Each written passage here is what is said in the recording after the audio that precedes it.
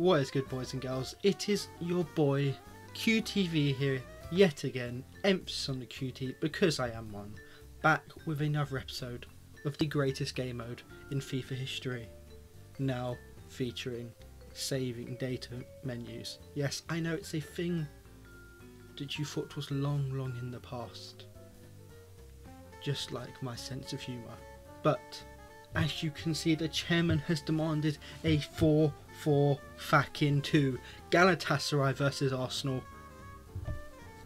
I remember when we played in Europe, that was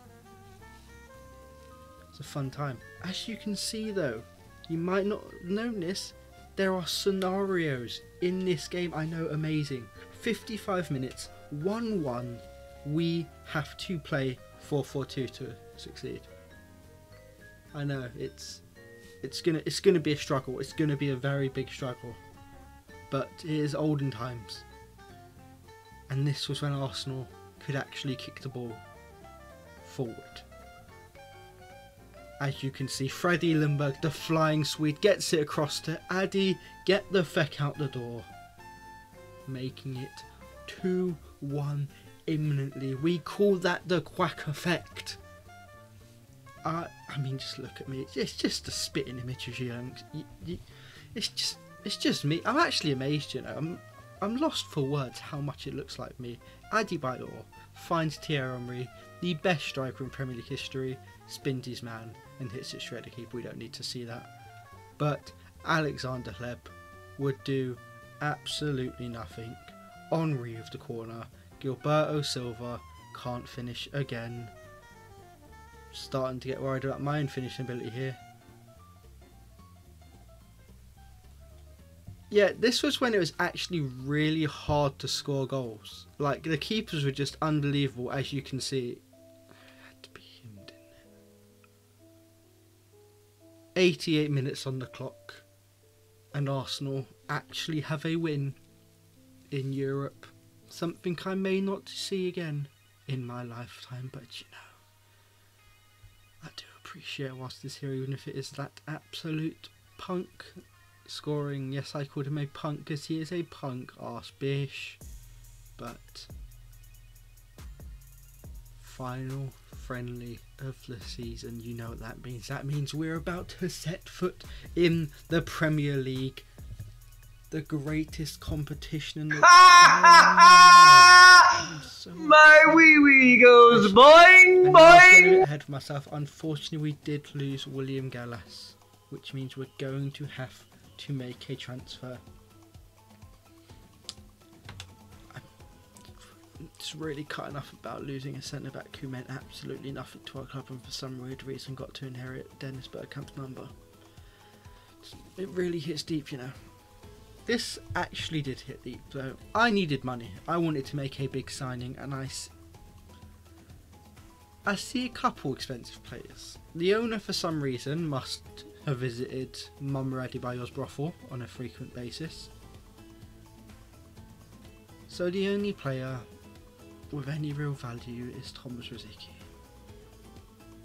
And I can only apologise, Arsenal fans, for doing this, because believe me, it does pain me. We let him go, and we bring in Alessandro Nesta. If you didn't know, we were close to actually signing his compatriot Gianluigi Buffon in real life when Juventus got relegated, but he turned us down. Don't know what that says about Arsenal. Probably do a bit better without Almunia in goal for 3 years there. Next up, first game of the season, West Ham United, 0 minutes on the clock. We're getting the whole game, boys and girls. It is in the palm of my hands. The Emirates. No, not the Emirates Stadium, just the Emirates, according to EA at this point. Big Quacky Vieira on the sidelines. The 4-4 fucking 2 Brexit style. To be fair, Arsenal actually did play a 4-4-1-1, 4-4-2 variant under Arsene Wenger for a long period of time. And the King gets his goal, and I can't lie, there's something very funny about the amount he's so delighted to score an absolute tap-in. Thierry Henry, famous for not really celebrating his goals unless they're in a big game, delighted to get a rebound against West Ham United. that should basically tell you what West Ham United's ability on this game is. Yossi Benayoun, the actual former Arsenal player, comes. I just pooped a little.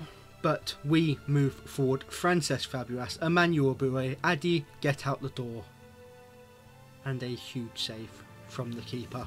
The boy in Onion Bag keeps them in a chance. Javier Mascherano and Carlos Tevez, the people who got West Ham to survive the league, but with a bit of a hefty fine screwing out Sheffield United.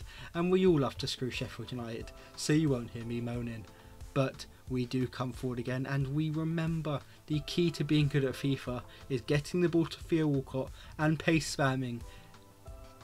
And as you can see, this celebration is just hilarious. Imagine strutting, imagine doing some sort of crip walk strut after scoring a tramp. The level of shithousery on display from the king there is just unmatched. West Ham with some mad mind games on the goal kick, but Jens Lehmann will kick it clear.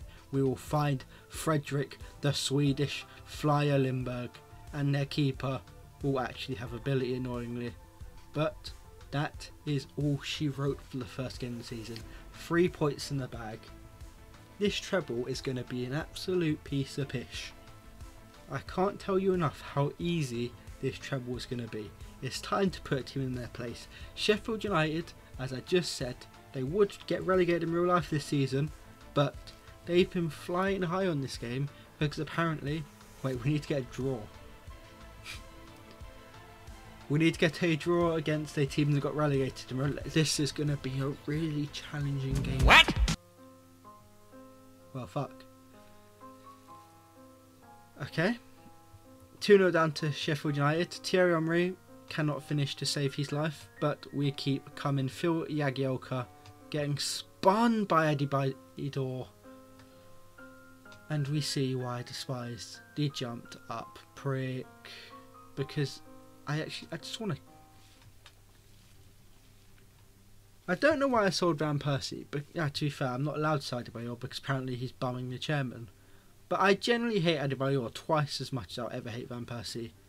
Theo Walcott pace spamming not quite enough. But late on, can we get back in it? Theo Walcott not... Oh god. Danny Webber sprints forward. Just like that, our hopes and dreams slowly fall into... It's just ignore the internet browser history sort of stuff, yeah, please. It's a total legit PS2 version of the game, 100% legit. Don't report me. Danny Webber probably can't lace his boots. He probably has to get help putting his glasses on in the morning because he is that dim-witted and he's showboating against Arsenal. We were good at this point. You don't understand. Shopping spree time, who cares? It's time to go on a shopping spree. Still, quite frustratingly, can't side Adebayor. Must be pretty good at playing with the chairman's dog with an N, if you know what I mean. So we have to sell Julio Baptista. And after months of searching, we found a little known rookie, a youngster many of you may never have heard of. He didn't live up to too much in the end. Ricardo Kaká joins the club. Yes, I know you're thinking, where do you find that one? Where do you find these gems? It's 2006. I was a youngster, but I knew ball back to avoiding defeat against. Can you give me a hard challenge, please? I just signed Kaká. I know it means shit. Life is pain! If you don't know, I have a special hatred for Kevin Kilban because he's the... I nearly completed the Merlin Premier League sticker book, but he was the only sticker I didn't have. And just like I couldn't finish that book, I couldn't finish in that game, and we promptly lost. And now you get to meet a season jump. A season jump is basically where you have to bend over and let the game do whatever it wants to you, because it needs to somehow make the game a challenge in case you're winning too many games. But we've got a shopping spree, so to be honest, I'm not too upset about it.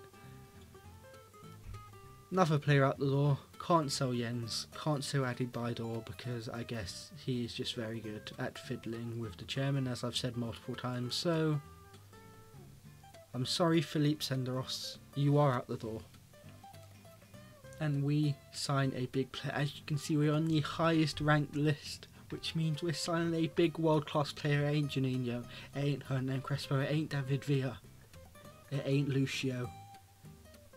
It's Carlos Pollo, and I know the crowd truly does go mild, but believe me, when you consider that before this we had Johan Giroud and Philippe Senderos as our options, I'm pretty buzzing with this.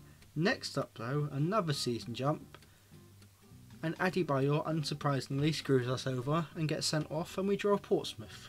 Champions League group stage up though. You see it as well. The hilarious thing is, they're going to make a real big deal about how this is the group of death, and I hope you look forward to finding out how next time. Peace.